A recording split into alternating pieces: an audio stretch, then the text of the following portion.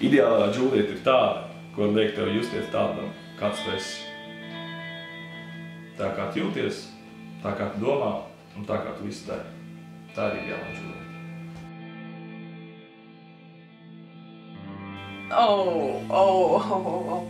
Ai, Dievs, priekš manis, jā. Es nezinu. Laikam viņam jāpiemīt tām īpašībām, kuras es augstu vērtēju cilvēkos. Tas ir inteliģence, godīgums. Un labi humoru izjūta. Tas arī viss.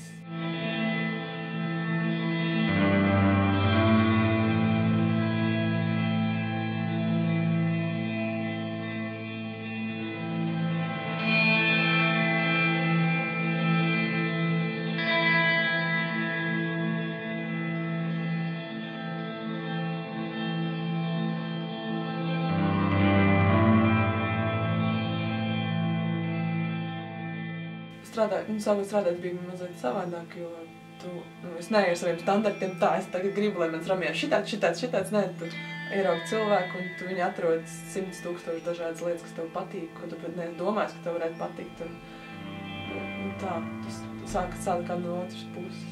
Tas ir tā mazliet dīvaini, ka tev tā kā noliek pretī cilvēki, tas tev būs Romijā, tad pirmā panika ir ārprātīga, kad tu neko nesaproti, tas tā pamazām notiek.